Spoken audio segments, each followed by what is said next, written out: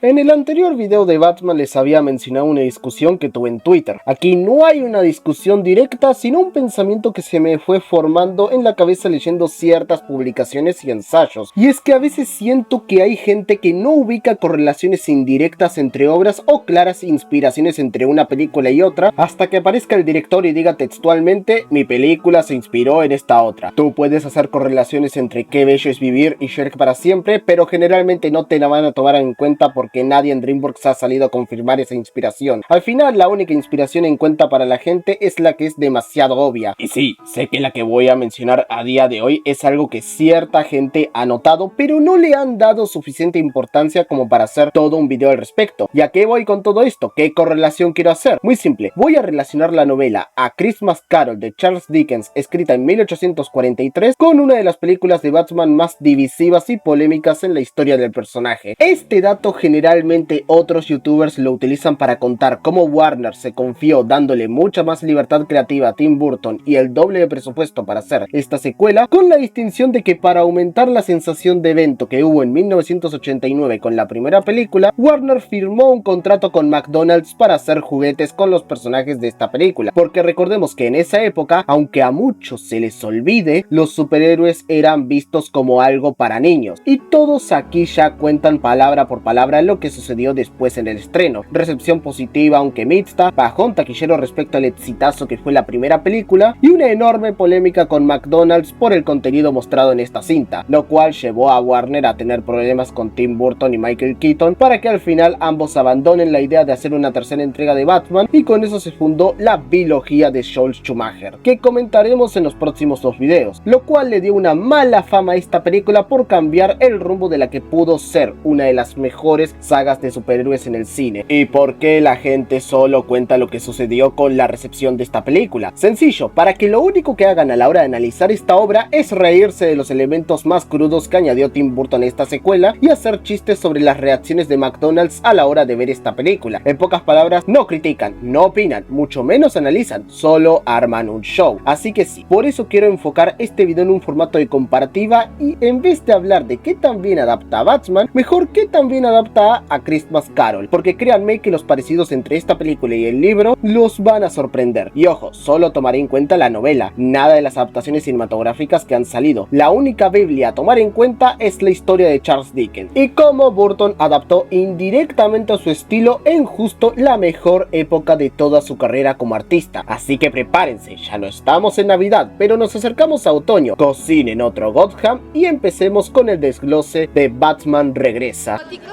Llegó el gran momento de... La ambientación navideña no es capricho temático, sino punto de anclaje. Desde el primer plano tras el prólogo, la película plantea su tiempo presente como una estación moral. En ese sentido, Batman Regresa coloca la fiesta cristiana en el centro del conflicto, no como vestuario, sino como tribunal simbólico, un escenario donde la ciudad se mide a sí misma. La dirección retoma recursos que ya habíamos visto en la anterior película: siluetas performativas, entrada en escena nocturna y composición que privilegia la figura sobre la explicación. Pero aquí esa puesta en escena ya no es únicamente de ostentación visual, articula una dramaturgia subtextual donde el protagonista vive congelado. Tim Burton, en el manejo de atmósferas y la economía de la escena heredada de la película anterior, crean la sensación de que lo ético ocurre fuera de los diálogos, inscrito en la luz, la nieve y el espacio vacío alrededor de un hombre que no sonríe. La Navidad funciona entonces como lupa, magnifica la soledad, el espectro del deber y la incapacidad para la intimidad. El resultado es una narración que se presenta como blockbuster, pero que, desde su tiempo presente, proclama una fábula moral compacta. Así, sin prolongar ni justificar, la película plantea su pregunta ética en el presente: ¿quién está realmente condenado en Gotham?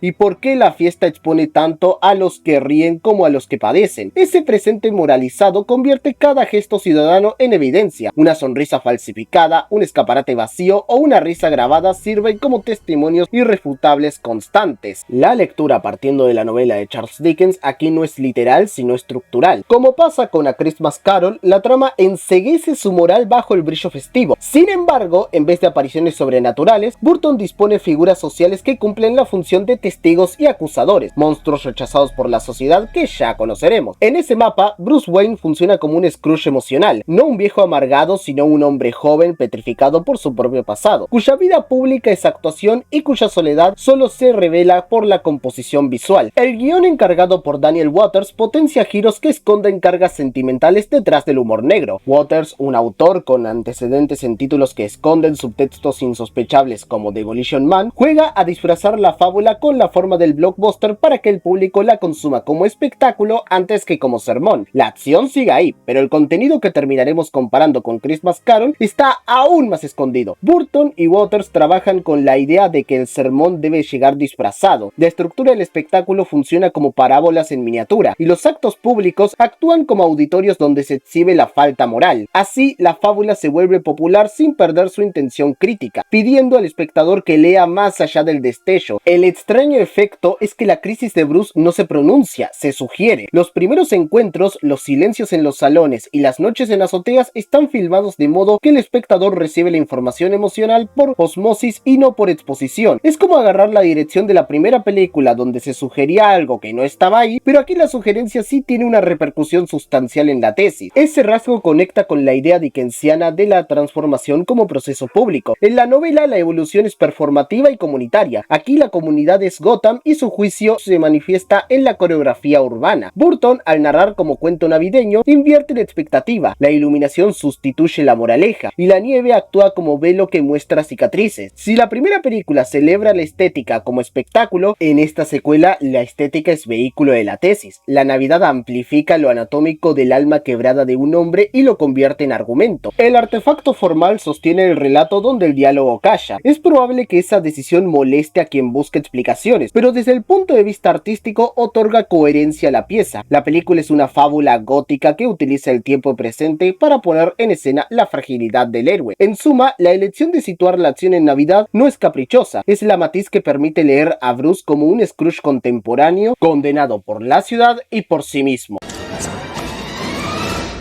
Pero ahora volvamos con la declaración de intenciones, y es que el prólogo funciona como sentencia. La cámara se posa en lo subterráneo para mostrar que la monstruosidad tiene raíces administrativas más que sobrenaturales. En ese registro, Oswald Cobblepot no nace por mero capricho narrativo, sino como consecuencia de decisiones que la ciudad ocultó. Su origen en las cloacas es a la vez prueba y metáfora, un desecho de altas cunas de la sociedad que no son capaces de formar ni educar monstruos. Danny DeVito, bajo la batuta de Tim Burton, compone una criatura que alterna ternura deformada con patetismo político. Sus movimientos son teatralidad y su voz un legado de abandono. Burton filma esa infancia como fábula oscura, con climas expresionistas que convierten la marginalidad en espectáculo. Espectáculo que, al modo dickensiano, devuelve la historia al presente para exigir examen. Si en A Christmas Carol el pasado golpea la conciencia del avaro, aquí el pasado reaparece con uñas y manos de un pingüino, no para dictar una lección moral amable, sino para recordar que la exclusión produce monstruos. La escena del descubrimiento, la decisión de quienes lo esconden y el modo en que la ciudad se blinda ante la vergüenza preparan el terreno. Cobblepot es advertencia y espejo, y su existencia plantea ya las primeras preguntas éticas que la secuencia narrativa hará explotar. Pero veamos eso luego. Ahora vayamos con la otra estrella de la Navidad, y es que en paralelo, la transformación de Selina funciona como anticipo del juicio del presente. Selina Kyle irrumpe como mujer invisible que la ciudad desestima hasta que su dolor se vuelve representación pública de la dominación. Michelle Pfeiffer la construye con una oscilación constante entre vulnerabilidad y una posterior ferocidad felina. Burton y el libreto elevan la manifestación del presente social. Sus actos de sabotaje y su venganza sobre quienes la cosificaron actúan como ojos que muestran la hipocresía de la hora. Donde Dickens hace aparecer al fantasma del presente para exponer la realidad de los otros ante Scrooge, la película despliega a Selina para evidenciar desigualdades y humillaciones cotidianas a quienes solo son vistos como herramientas para llegar a la cima. Su erotismo vengativo, coreografiado por la cámara, convierte en cada ataque en alegato. La secuencia de su caída y renacimiento es montaje simbólico. La ciudad que ignora en público la tragedia, las oficinas que cerraron las filas y los anuncios brillantes se vuelven telón de fondo de una insurgencia íntima donde quien fue menospreciada ahora renace para liberar el curioso punto de vista que tiene Burton sobre la feminidad. Aunque bueno, no es quizás su representación atención más explícita a este tema. En esos episodios, la película demuestra que el espectáculo puede ser protesta. La violencia no solo destruye objetos, descompone roles y obliga a mirar bajo otro tipo de atención. Juntos, estos dos grandes personajes articularán la primera mitad del relato y plantearán la pulseada temática que recorrerá el resto de la película. Cobblepot trae la memoria ofensiva del pasado, más que nada en discursos que de primera mano nos hacen ver cierta humanidad en su individuo. Por parte de Selina, tenemos la acusación del presente. Ambos son fantasmas que acosan a una ciudad que celebra la Navidad mientras se ocultan, y al acosar la ciudad, acosan al mayor representante de esta. Y es que en su dinámica con Batman, no solo actúan como antagonistas, sino como espejos. Revelan lo que Gotham prefiere negar acerca de su trato a los vulnerables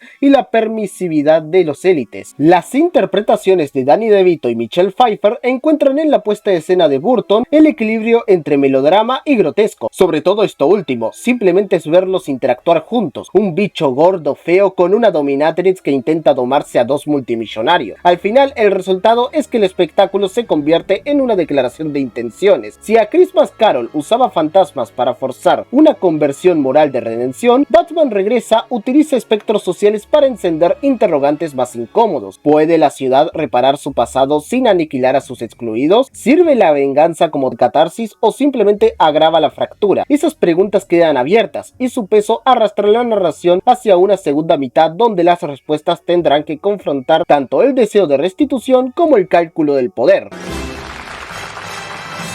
En esta sección, la autoría de Tim Burton se muestra con claridad dogmática. No es que el director aplique un sello estético, es que la narración se somete a ese sello y lo vuelve argumento. El diseño de producción funciona como vocabulario simbólico. Escenarios comerciales, fachadas y escaparates actúan como acentos morales. Objetos cotidianos emergen como signos. El director de cinematografía trata la luz como valor narrativo, contrapicados que engrandecen la soledad y planos medios que cortan la figura en fragmentos. Y el montaje se organiza por asociaciones oníricas más que por causalidad diegética. Danny Elfman, con temas que repiten y se modulan, convierte los momentos de tensión en himnos menores. La música no decora, argumenta. Eso explica por qué la película puede ser al mismo tiempo extravagante y coherente. El barroquismo visual no es ornamento sino palanca para la fábula. Relacionado con Dickens, Burton sustituye apariciones sobrenaturales por aparatología urbana. La ciudad es el fantasma colectivo y los encuadres actúan como visitas que revelan pecados. Esa estrategia responde a la pregunta central. La película no necesita discursos explícitos porque su estética ya está opinando. La forma es el juicio. Al empezar a resolver la tesis, vemos que la materialidad burtoniana le otorga a la fábula moral una contundencia inédita en el cine de superhéroes. Ese dominio formal convierte cada set piece en lección visual. En consecuencia, el artefacto cinematográfico funciona como sermón laico sobre culpa, abandono, poder y memoria social. El tono grotesco, lejos de ser un capricho, es la operación ética de la película. Burton convierte lo repulsivo en herramienta para mirar. Las deformidades y el fetichismo visual no buscan escandalizar por sí mismos, sino sacar a la superficie lo que Dickens llamaba conciencia social. Si en la novela la miseria se enuncia con lágrimas y admoniciones morales, aquí se expone con máscaras, maquillaje y coreografías que imponen la atención sobre los cuerpos olvidados. Michelle Pfeiffer y Danny DeVito no son meros intérpretes de extravagancias. Sus actitudes corporales y su atención al detalle actoral hacen de la violencia estética un modo de empatía forzada, obligan a la audiencia a reconocer el daño. En lo técnico, la fotografía recorta lo humano hasta volverlo ícono, y la partitura de Elfman alterna melodías ingenuas con tics atonales que subrayan la doble faz de la ciudad, lo festivo y lo criminal simultáneamente. Ese entrecruce responde ya otra pregunta central: ¿adapta Burton a Dickens o usa a Dickens? La respuesta es híbrida. El cineasta reescribe la fábula victoriana en clave carnavalesca, manteniendo la crítica social pero negando la consolación final. Esta elección estética provoca rechazo comercial, pero le otorga a la obra una honestidad brutal. La película no promete reconciliación, promete confrontación visual y moral, y en ese gesto audaz se aprecia su valor como obra autoral más que como producto de entretenimiento. Al comenzar a responder las preguntas que planteamos, la película muestra que su deuda con Dickens es menos textual que funcional. Adopta la mecánica moral del relato victoriano, pero las traduce en lenguaje visual visual más áspero. La escena del desfile, las intervenciones públicas del Pingüino y los pequeños actos de sabotaje de Selina operan como instancias donde la ciudad ejerce como tribunal. Burton no reina con suavidad, sino con un sentido del drama que privilegia lo simbólico sobre lo explícito. Por eso la parte central funciona como catecismo visual. Técnicamente, esto se logra mediante una dirección artística que calcula cada textura y un montaje que piensa en asociaciones poéticas. La banda sonora puntualiza con leitmotiv que reaparecen para indicar culpa, nostalgia o amenaza. Explicado directamente, donde Dickens exige arrepentimiento, Burton exige mirada. Ese desplazamiento convierte la película en ejercicio estético y ético al mismo tiempo. Debido a esto, varios críticos llaman a la obra la más burtoniana, porque en ella convergen todos los rasgos del autor: fetichismo por lo marginal, humor negro, melancolía infantil y celebración del artificio. No es necesariamente su mejor cinta en términos narrativos, pero sí la más consistente con su poética. Al final de esta sección podemos admitir que la dirección autoral responde a la pregunta central. Burton no solo adapta los motivos dickensianos, los radicaliza. En esa radicalización encontramos la sustancia que permite sostener la lectura moral de la película antes de entrar en su clímax.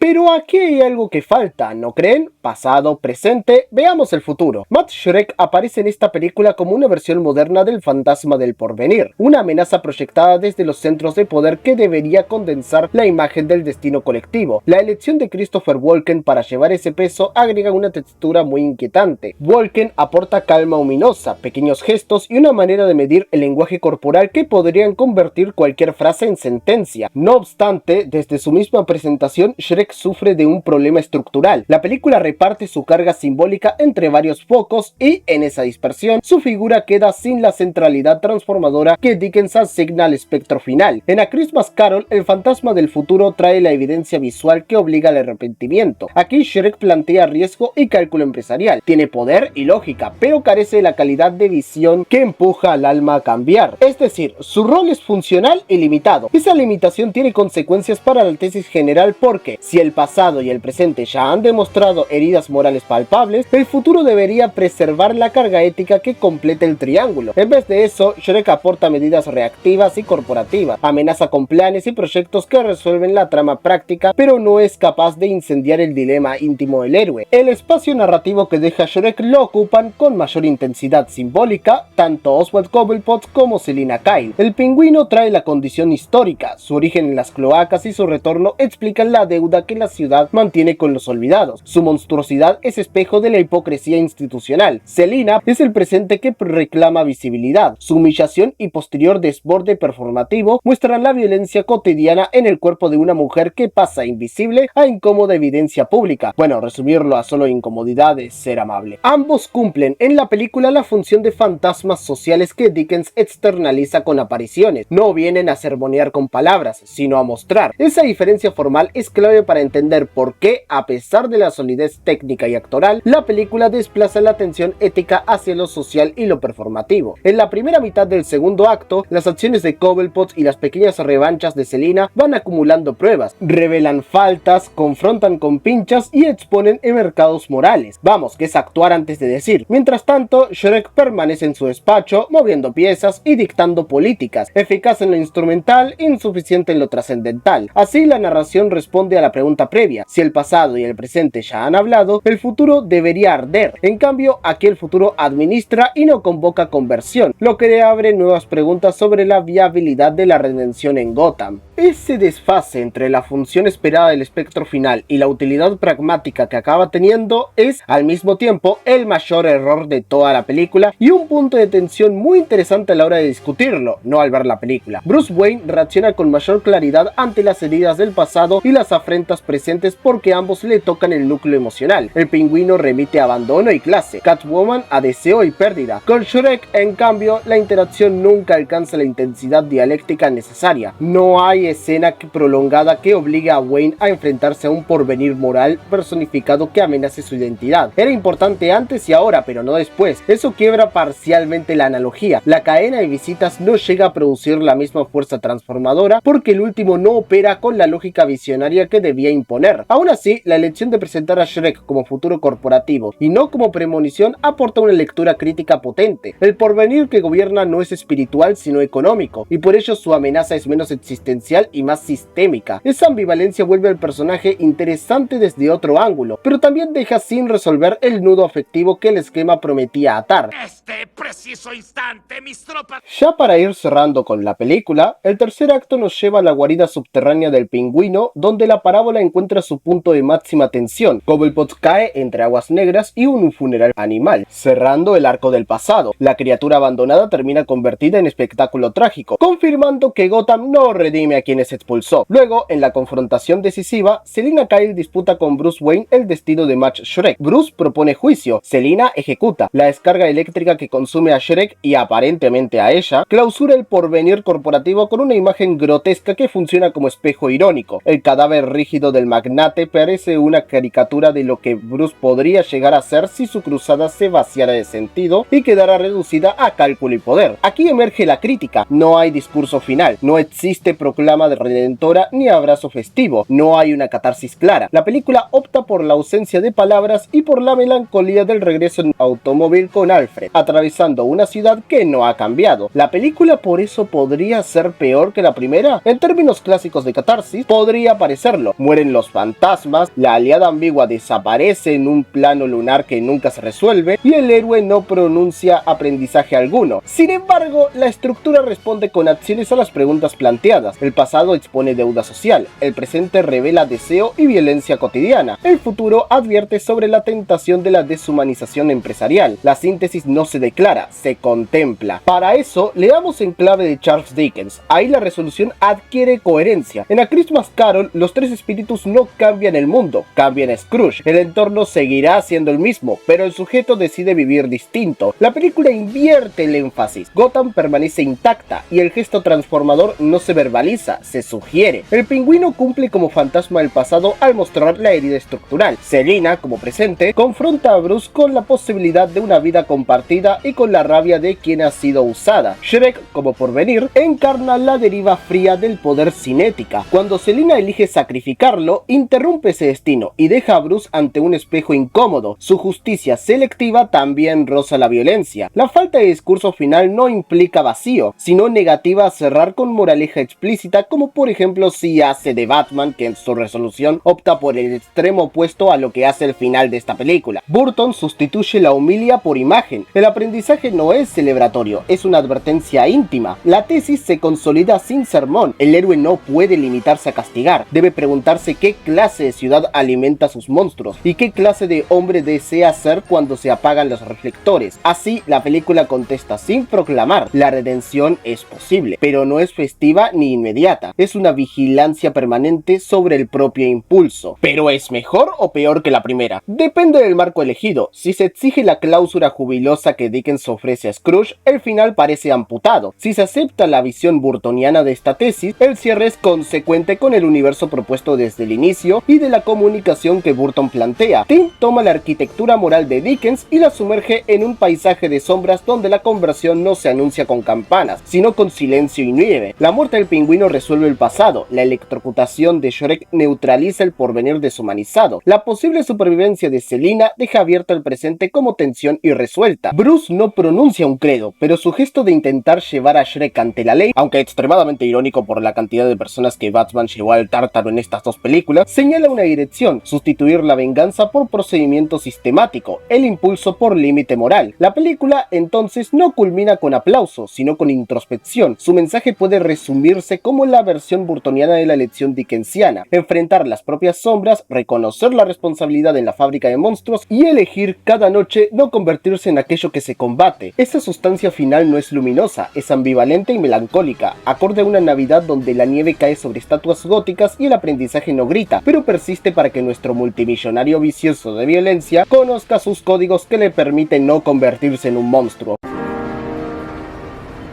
Volver a esta película fue algo curioso tomando en cuenta el pesimismo de las personas con las que la estaba viendo, tratándola como mediocridad y secuela inferior, y mientras tanto yo maquinaba todo este análisis en mi cabeza, la película navideña que no se transmite el 25 de diciembre sino el 19 del mismo mes, una indirecta adaptación de cuentos de Navidad que transforma la tesis de Charles Dickens al universo de Batman, una combinación de lo más curiosa y que gracias a eso conseguimos una película de superhéroes que, te guste o no, sí sale mucho más del molde no solo respecto a su anterior entrega, sino también respecto a casi todas las películas del género de las décadas del porvenir, y que honestamente, para ser Tim Burton un director no solo grotesco, sino también cursi, emocional y muy expositivo, que haya cerrado esta película y a su Batman y con una nota en silencio donde Bruce Wayne simplemente recorre las calles de Gotham con Alfred, es un final hasta poético con el cuento de hadas que Burton ha estado narrando en esta película. Esta ausencia de catarsis para el conflicto y comunicar el mensaje en silencio me hace recordar a algo, pero ya hablando de esta como película, pues por lo general repite varios aspectos positivos respecto a la anterior. Visualmente sigue siendo inolvidable, la banda sonora es magnífica y el espectáculo está muy bien servido, sin contar que en lo que respecta a historia es mucho más interesante y original a nivel de sustancia, lo que la hace más memorable e impactante como obra artística que la mayoría del cine de superhéroes. Si el personaje de Matt Shreck estuviese mejor escrito y su relación con Batman fuera mejor explorada, ahí sí que podría meterla en discusión en un top de mejores películas de superhéroes de la historia, porque el sello de Burton aquí está mejor que nunca, lo que no me extraña teniendo en cuenta que esta película salió en los 90s, la mejor época de su carrera. La verdad es una pena que con la gran historia que esta película estaba contando, el único punto de atención que todos agarraban sea precisamente lo que hizo Tim Burton, un director tan especial en esta industria. Y sí, podemos discutir si quizás aquí se fue un poco a la mierda con ciertas cosas. Nada quita que eso no justifica lo que pasó después, porque al venderse a McDonald's para que pasemos de una fantasía superheroica bien aterrizada y con estilo, llegamos a un circo que arruinó el género por muchos años, lo cual sí, será una discusión para próximos videos, pero nada quita que esos 8 años actualmente estén sufriendo un revisionismo histórico donde lo verdaderamente malo que pasó con Batman no empezó ahí sino con Nolan según muchos, aunque ya que había mencionado ese número, esa es mi calificación para esta película, un 8 de 10, de las mejores de Tim Burton y quizás podría ser la película de Batman más poética de la historia, una poesía navideña que supo cómo rimar y un poeta que supo cómo agrupar todos sus pensamientos para crear una de sus obras definitivas, y no importa el tiempo que pase, incluso desde mi adolescencia hasta la actualidad, de vez en cuando regreso a esta película y encuentro otra rima que la hace más única. Dicho todo eso, ya saben cómo funciona esto, like, suscribirse, activen la campanita, compartan este video para que todos lo vean y no se olviden seguirme en las redes sociales que pongo en la descripción. Sin nada más que agregar, ¡Tucán fuera! ¡Buen viaje!